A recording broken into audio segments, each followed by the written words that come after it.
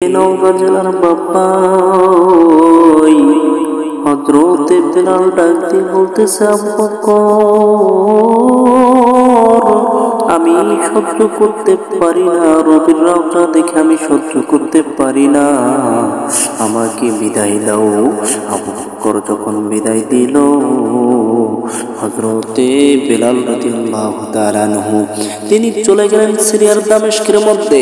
এই দামেস্কের মধ্যে যখন চলে গেলেন, রাসূল স্বপ্ন যুগে দেখায়, বেলাল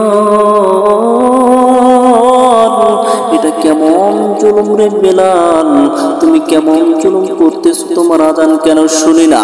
হযরতে বেলাল যখন স্বপ্ন দেখলেন, তিনি ছুটে আসলেন মদিনার মধ্যে।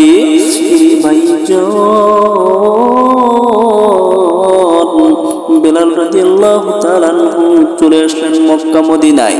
চলে আসার পরে রাসূলের রওজা শরীফটা কাঠের জালি দিয়ে ঘেরা ছিল। হযরতে বেলাল কাঠের জালিটা ধরিয়া ভাইজান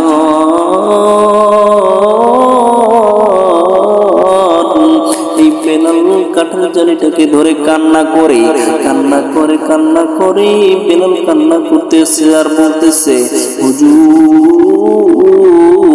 আপনি আসতে বলেছেন, আমি গোলাম হাজির হয়ে গেছি।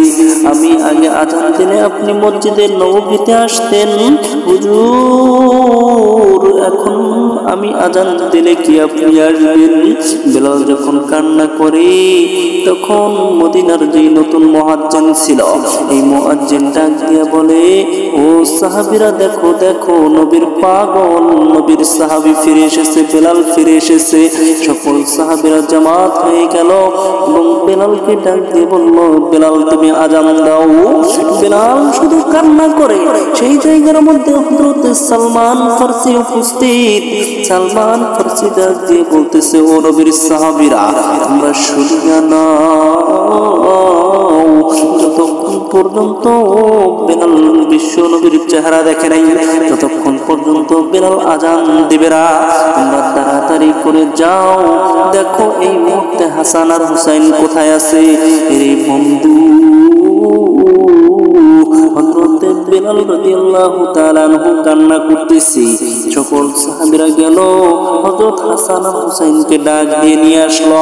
হাসানকে ডাক দিয়ে বলতেছে, হাসান আর হুসাইন ডাক দিয়ে বলতেছে, ও নানার সাহাবী, কতদিন হলো তোমার মুখ থেকে আযান শুনি না, তোমার কণ্ঠে আযান শুনি না। ভাইজান হযরতে হুসাইন রাদিয়াল্লাহু তাআলা আনহু তার চেহারাটা হুবহু বিশ্ব নবীর চেহারার সঙ্গে মিল ছিল। রে বন্ধু, এই যে বেলাল রাদিয়াল্লাহু তাআলা আনহুকে হাসান আর হুসাইন এসে বলল, নানার সাহাবী যাও যাও তুমি আযান দাও। ওই মদিনার মধ্যে যেই ঘরের উপর উঠে, যেই মহিলার ঘরের উপরে উঠে হযরতে বেলাল রাদিয়াল্লাহু তাআলা আনহু আযান দিতেন, সেখানে চলে গেলেন।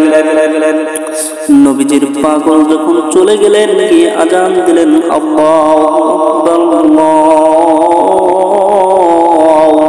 আকবার। যখন এই বলিয়া আযান দিলেন, সঙ্গে সঙ্গে মদিনার অলি গলি থেকে মানুষ ছুটে আসতে শুরু করলো। এই পাগল হযরতে বেলাল যখন বললেন, আশহাদু আল্লা ইলাহা ইল্লাল্লাহ, মদিনার অলি গলি যেন থরথর করে কেঁপে উঠল। যখন বললেন, আশহাদু আন্না মুহাম্মাদার রাসূলুল্লাহ বলিয়া যখন ডাক দিল, তখন মদিনার ঘর থেকে সবাই ছুটে আসতে শুরু করলো। যখন বললেন, হাইয়া আলাস সালাহ,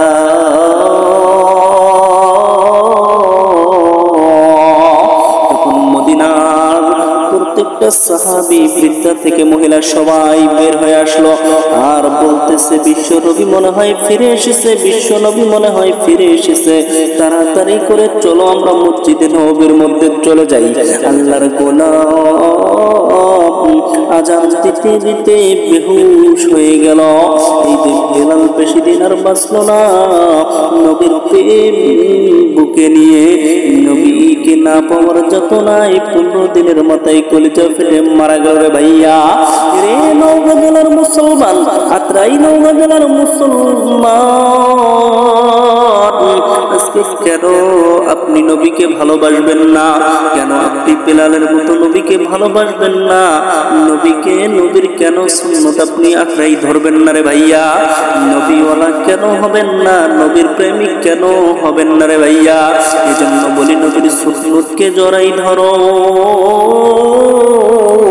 ওই নবী সারা কোনো বুদ্ধি নাই।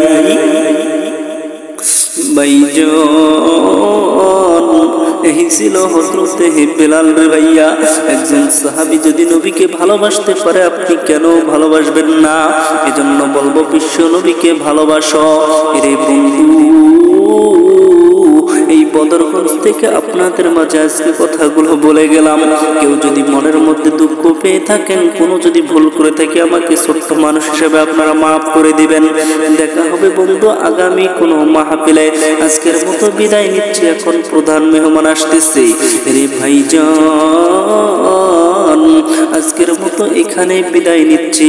দেখা হবে আপনাদের নওগাঁ জেলার কোনো মাহফিলে, যেখানে ইতিহাস ছাড়লাম, যেখানে ঘটনাটা ছাড়লাম। আপনারা আমাকে শুধু মনে করে দিবেন, ইনশাআল্লাহ সেখান থেকে আলোচনা করব রে ভাইয়া। এজন্য বেলালের মতো ইমানটাকে গড়াতে হবে, কথা বলেন ঠিক কিনা?